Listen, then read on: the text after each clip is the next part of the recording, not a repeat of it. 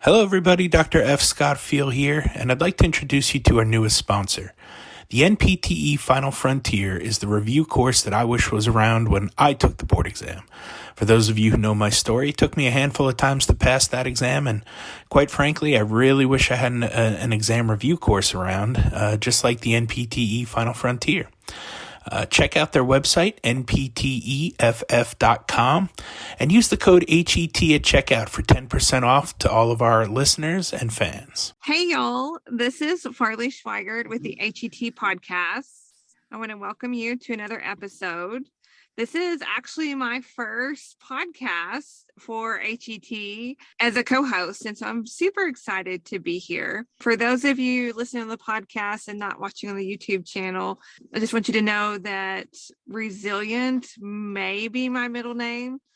I was having trouble with my internet connection at the house, so I hopped in my car and drove down the street. So that's why if you're watching on the YouTube channel, it's why I look like a creepy stalker because of bad lighting, because I did not get all my cool ring light and all the things that we do for podcasts, YouTube videos, and social media.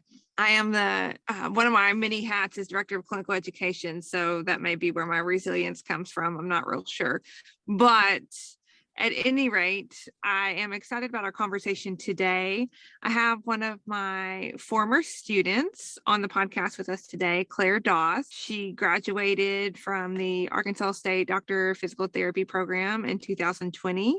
She was my GA for a good while, and she agreed to come on the podcast today because what I want to talk about is in physical therapy education is educating students with a physical disability. We are a profession that helps people with physical disabilities. That's what we do. But what about when we have students that come through that have a physical disability? How do we educate them? Where is that place in our education system for them? The job title we have is physical. So there are physical requirements of a physical therapist that have to be met. There's just really no way around that. But there's still room within that. We're talking about physical therapy education for students with physical disabilities and what that looks like. So with no further ado, and hopefully not another interruption with the podcast, I'm going to turn it over to Clare Doss and let her introduce herself and kind of tell her story. So welcome to the podcast, Clare. Thanks for having me. I'm really excited about this conversation today. So, little bit about me. Like Farley said, I graduated from the Arkansas State University program in 2020, and I now practice in a little bitty outpatient clinic in Berryville, Arkansas, and I've been there since I graduated. Thankfully, they took me on even amidst the pandemic when not many places could take people. So that's kind of where I'm at. I do mostly ortho. Periodically, I get a neuro patient that I get to hang out with and spend time with. And then I just started entering into the pelvic health world. So that's kind of where I'm at PT-wise. A little bit about the physical disability part. I was born with something called proximal femoral focal deficiency, which basically just means that I have very unstable hips and my acetabulum is very shallow and my femoral head is not in the correct position on my right side. So leaves for a little bit of an issue there. I also was born with, some people call it like lobster claw hand, but I basically only have two fingers on my right hand. And my elbow is fused on that side. So that was what I walked into PT school with and trying to figure out how I could make it work. Yeah. And so talk a little bit about the challenges that you were faced with that coming into PT school, especially through lab skills, psychomotor skills that you have, and what worked and what didn't work. So walking in the first semester,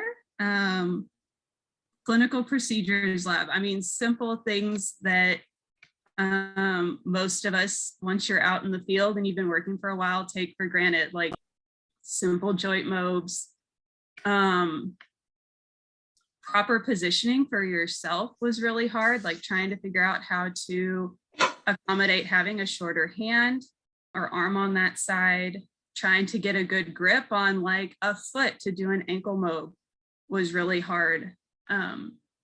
Things like that.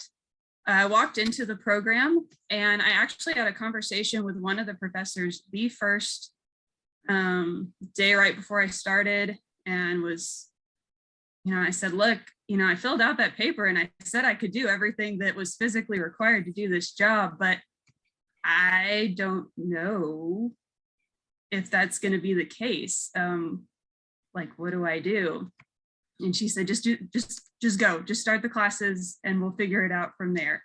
And got through with my first semester. And I was like, okay, half of those skills in that lab, I could not figure out how to do, and felt like I was effective with them. And that was a game changer in a sense, because I actually considered walking away from PT school, because I said, if I can't effectively help my patients, if I can't do these skills, I don't want to continue down this, and then a patient that I'm working with not get the same level of care just because I'm their therapist versus someone else. And I had a professor who was very, very close to me. I'd known him for a couple of years beforehand through the hippotherapy program that Arkansas State does. And he actually called me and he said, hey, he was like, I know you can do this. I know we can figure out how to make this work. So you're not quitting. I'll see you in the spring. It's like, okay. Showed up in the spring, and another professor helped me to organize kind of a think tank group. And those people were people that I could go to for extra practice time in the labs, just to try to figure out, how can I do this myofascial release skill when I don't have two hands that are the same? How can I do this hip joint mob when I don't have the grip that I need on that right hand? And it just took a lot of extra time and thinking outside the box. Thinking outside the box became a whole new way for me. I'd never been challenged like that, to think outside the box and look at a situation differently. Because I had always been one that I wanted to do it like everybody else, because I didn't want people to look at me differently. And this PT school was where I realized you don't have to do that. Like, if you need to think differently to get the job done, let's do it. I mean, we ask our patients all the time, like, okay, you can't get this done this way. Let's find a different way for you to do it. And that was kind of my story through most of school.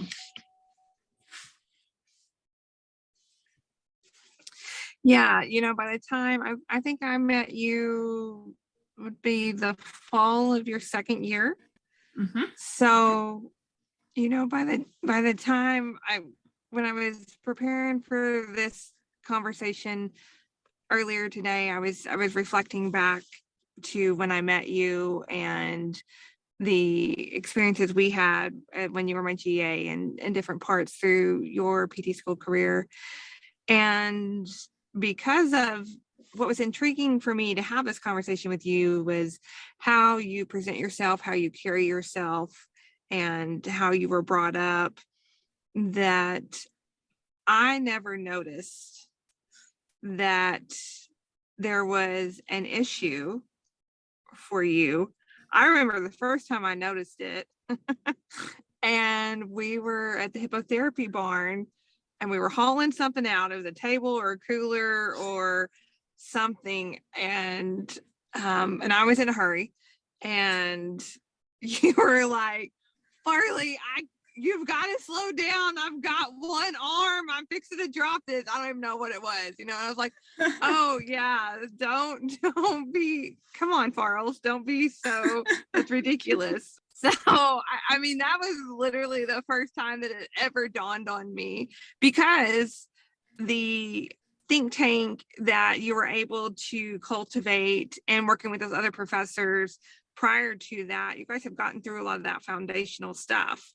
The other things that you and I worked on orthopedically with our manual skills were more just very much nuances of different things. And then really thinking outside the box of, well, if I can't do a grade 5 or a manip or something highly technical, what's going to be my go-to treatment? Because like we've had many conversations, there's multiple ways to get there, and to not get caught up in the manual, it has bro way of it has to be done this way when there are multiple ways to get there. So that was a little bit of the background for me coming into your educational career. But I think, maybe speak to a little more of the specific ways you were able to work through some of those things, whether it was prior to our meeting or through other experiences, so that the listeners out there who may have a student with a physical disability in their cohort can really start to help them and hone in on that. Yeah, absolutely. I'm gonna use the example of like a joint mode, because that was a lot of the manual skills was what I had issues with, trying to figure out how to reorient myself so that I wasn't going to hurt myself doing these things, but also be the most effective that I could be. And what it really came down to was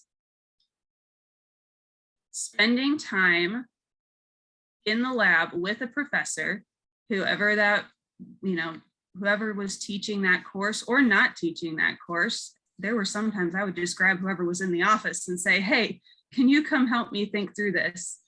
And there was always somebody who would do that. And I would grab a classmate usually, and we would just go down to the lab, and feedback was the best thing.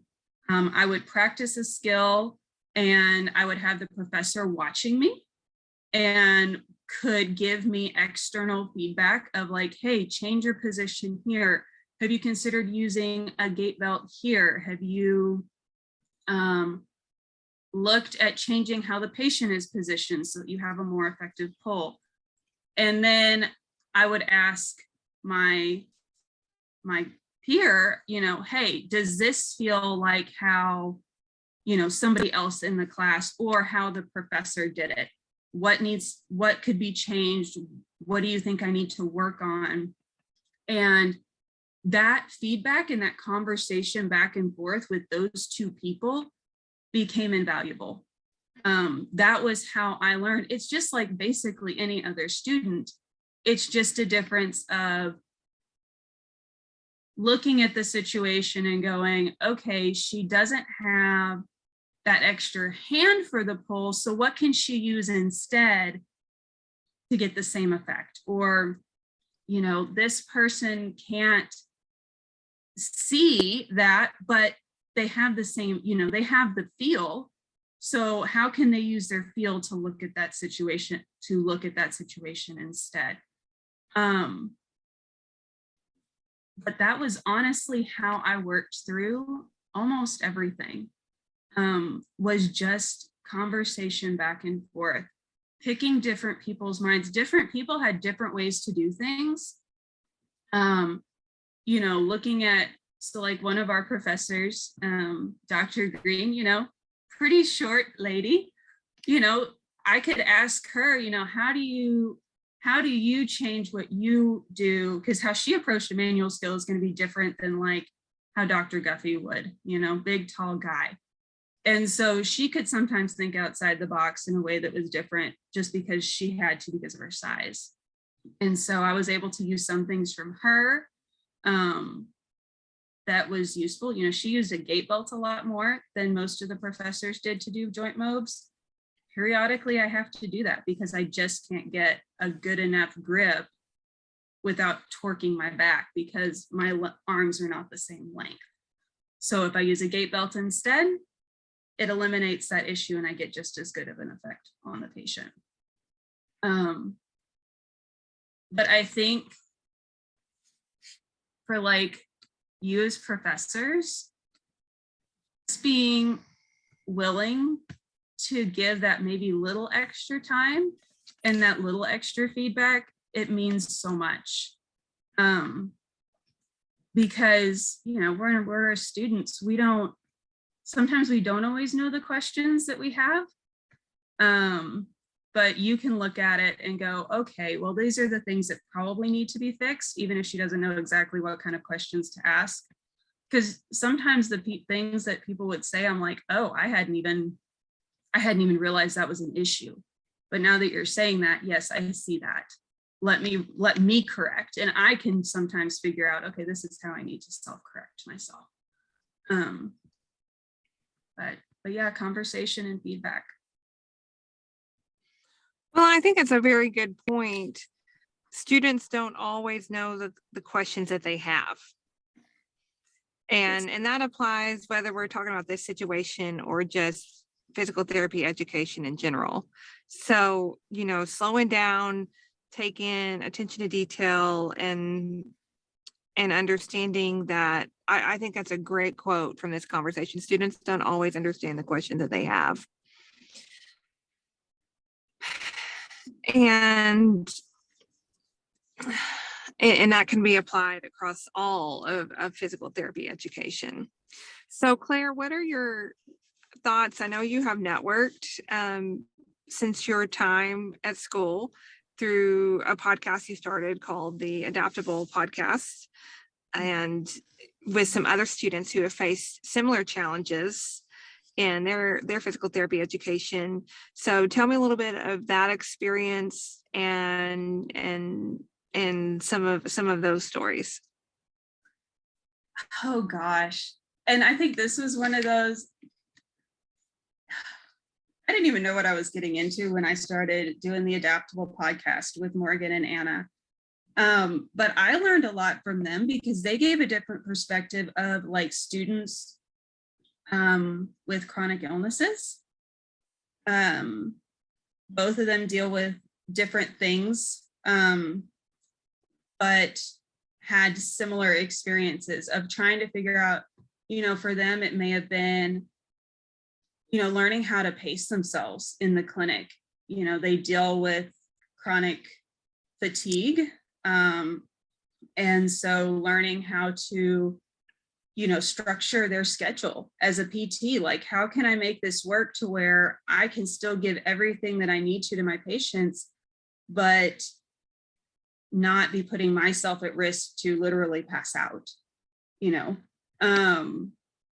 You know, what do I do when I'm trying to do, you know, I'm working with somebody who I'm having to do a lot of manual tasks on, but I'm hypermobile.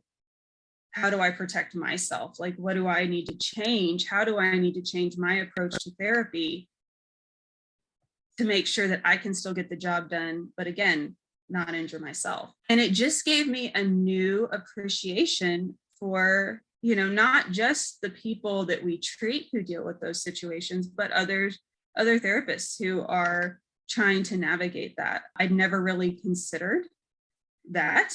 You know, we also talked with people who have things like dyslexia. I know there were a couple of people that I knew going through the program, either at A-State or through other programs, that dyslexia made it hard, you know, right and left. Come on, like they couldn't, you know, it made it hard for them, like on exams, you know, when they were reading it, they had to be so much more careful. And it made a question that may be fairly easy for the average student so much harder. And then to translate that into lab and make it to where when you're talking with a patient, you're not making them feel like, well, she doesn't know what the heck she's doing because she just made me turn left and she wanted me on my right, and different things like that I'd never even thought of. So I think what doing that podcast showed me was just the diversity of the people who are trying to enter into this field, and how hard it is for you as professors to really know exactly how to help each of us, because we all have such different needs. And I mean, that's any student, not just somebody who has a form of disability. I mean, we all have different things that we're bringing to the table that you guys are trying to accommodate as best you can. And I think it just goes back to, until we get going and we get walking down that path, again, sometimes we don't even realize as students what difficulties we're going to encounter, even if we've lived with this our whole lives. And so trying to come to a place where we learn to communicate our needs and recognize that, we're not going to be able to do everything perfectly, but we can find a way to do everything well enough that it's going to get the job done. It doesn't have to be perfect. You were saying you never realized that I had anything, it took you a while to figure that out. It just wasn't something that stood out. A lot of people say that. I've even had patients who I've been working with for weeks, and then they finally are like, oh my gosh, what happened to your hand? And I'm like, that's always been there. I promise. That hasn't just randomly appeared. Didn't happen over the weekend. And it's just, it's something that you learn how to make everything work. And it takes time. And it's not something half the stuff that I can do now, I was still trying to figure out in school. I was still trying to figure out in clinical rotations. I was still trying to figure out when I graduated.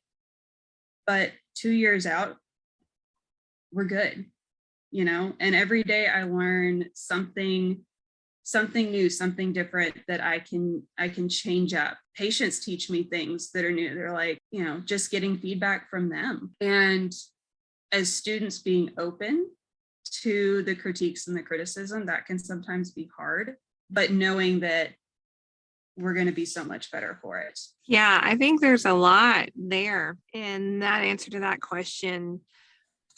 We are a profession that works on being inclusive for all of our patients, and we treat the diverse population that there is, but we're not often very good at doing that to ourselves and being kind to ourselves.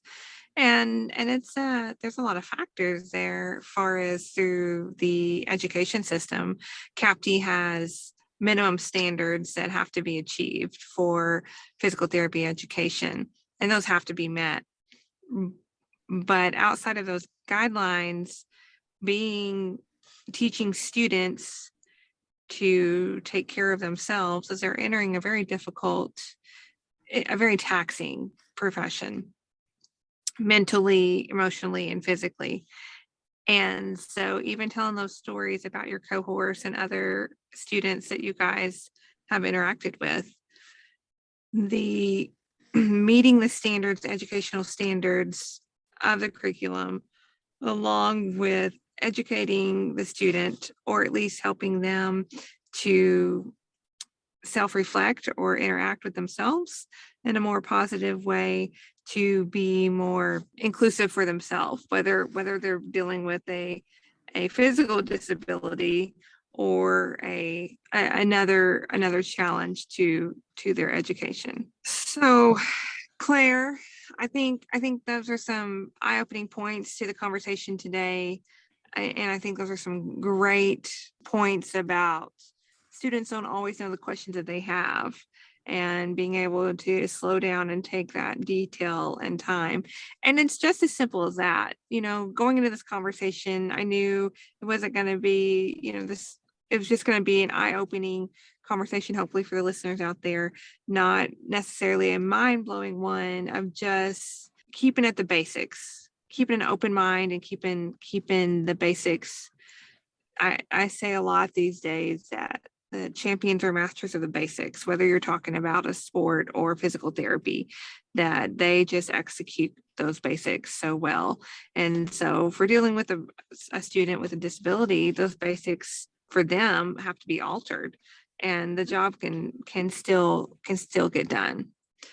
So I have another one final question for you, and we ask this a lot. If there was one thing about physical therapy education that you could change, what would it be and why? You warned me about this question at the beginning.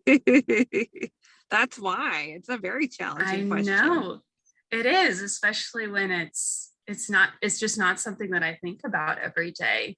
This probably isn't at all a super original answer, but I know for me, I think one thing I wish I had had even more time in, and my situation is a little bit different because again, I was finishing school at the beginning of the pandemic, and so my clinical time got cut short.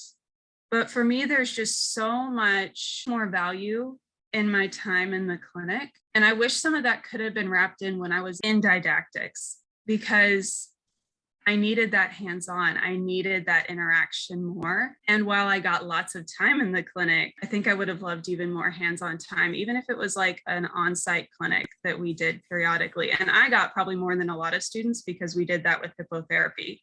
So I definitely got that some of my peers did not. And, just as somebody who was trying to figure out how to navigate the clinical world with a disability, that just took on so much more value to me, because I also got perspectives from a lot of different people. Sometimes there were things that could be addressed in clinic that just weren't as addressed when I was in classes.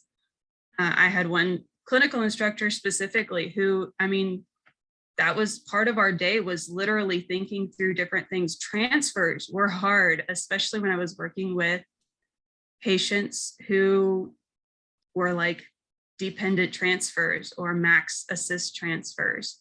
It's a little hard when you only have one good hand to grip with. And so she was able to look at that because she was a more neuro-based PT, and she was like, oh, well, let's see how we can adapt this. And that was where I learned that. So for me, that was really invaluable, but I also recognize that you got to get the didactic work in there too. So. I think that's a great answer. You were ending your PT school career as the pandemic started, because you were in your final clinicals the spring of 2020 when the world shut down.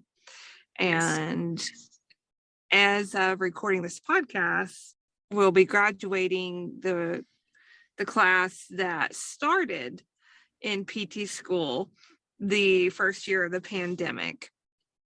And the few things in feedback and clinical education have been some, on the whole, very positive, because education along with healthcare has been resilient through the pandemic. But there has been some feedback of some things missed manually. And that's literally because that class was doing joint mobs on teddy bears over Zoom that spring, Right. And so on top of, we often have a challenge of getting enough clinical time in a curriculum. Then we threw a pandemic on top of it. And so, I think that's going to take a few years to regulate through the educational system and the clinical education.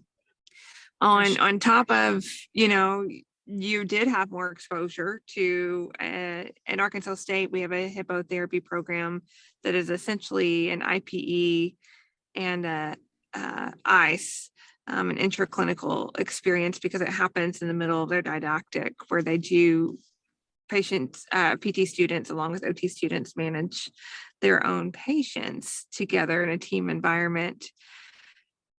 But bringing more patients even into lab, is something educators can do, and changing that lab time around that. It is often more valuable to do that than to spend more time either lecturing or practicing on standardized patients. So, I think that's a great takeaway that has a lot of layers to it, right? Because if we talk about in this silo of PT education, that's one aspect of it. And then if we throw a pandemic on the same subject, it's tough. And there's that. It's real tough. Right. Well, and then you put in there, I mean, we spend so much time in the classroom, but most people who go into physical therapy are such kinesthetic learners that you can preach at us all day long, but we're really not going to intake it into here until we do it or we see it in real life and we're working with somebody. I'll be honest, most of what I took away from when I wrapped it into labs. And I was actually working with somebody who had an issue going on. That was when it really clicked. Otherwise, it was just rote memorized facts. But it really clicked when I actually got to see it in action, feel it with my own hands, do it with my own hands. So yeah, I think the big takeaway today from this conversation is it's just simple. It's slowing down, attention to detail, back to the basics, and you'll get where you need to go. Yeah. Well, Claire, I want to thank you for taking the time to chat on HET Podcast today. I think bringing a new grad perspective, 2 years out, we can still call you a new grad. Still a new grad. Learning curves every day. Perspective to the table is a unique perspective, and I appreciate your time today. Well, thanks for having me. Thank you guys for listening to this episode of the HET Podcast.